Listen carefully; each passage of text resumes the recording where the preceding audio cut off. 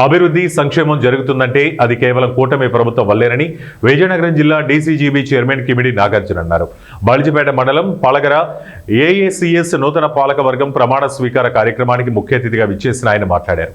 Telugu Desam party అధినేత నారా చంద్రబాబు నాయుడు అప్పట్లో ముఖ్యమంత్రి అయిన తొలి రోజు అతి తక్కువ ఉన్న పెన్షన్ను 1000 రూపాయలు చేశారని, ఇప్పుడు కూటమి ప్రభుత్వం అధికారంలోకి వచ్చిన వెనువెంటనే 4000, 6000 పెంచడం అభినందనీయమన్నారు. ముఖ్యమంత్రి అయిన తొలి రోజే 1000 రూపాయల పెన్షన్ పెంచారు. సూపర్ 6 హామీలు ఏవైతే ఉన్నాయో సంవత్సరం లోపే వాటన్నింటినీ కూడా ఇంప్లిమెంట్ చేయడం అనేది జరిగింది. ఇప్పుడు చూస్తే ఆటో అన్నది ఎవరో అడగకుండానే వాళ్ళందరికీ కూడా 15,000 రూపాయలు ఇస్తున్నారు అన్న సంగతి కూడా ఈ సందర్భంగా మీ అందరికీ నేను గుర్తు చేస్తున్నాను.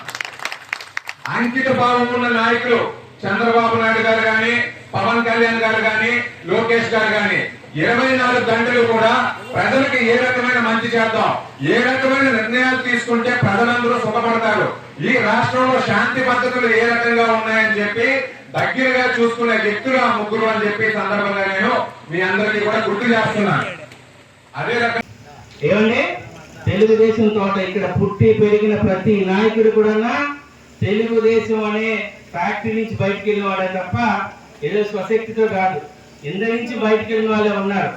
ఇప్పటికీ అప్పటికీ కూడా బాలిసిపేట ఉండే ప్రతి వ్యక్తి కూడా ప్రేమించడంలో, ఏదైనా ఆదరించడంలో మీకు మీరే సాటి, మీకు ఎవ్వరు లేరు పోటీ.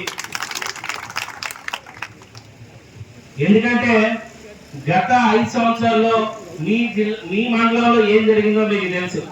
పేరుకే మీ మండలం ఎమ్మెల్యే ఆయన ఏం చేశాడనేది మీరే చూసుకోవాలి.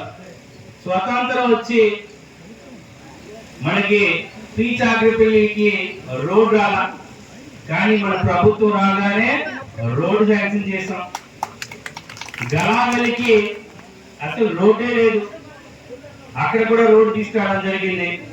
నారాయణపురం కూడా బైపాస్ రోడ్ ఇవ్వడం జరిగింది. అంతేకాకుండా మీ గ్రామాల్లో సీసీ రోడ్లు వేయడం జరిగింది.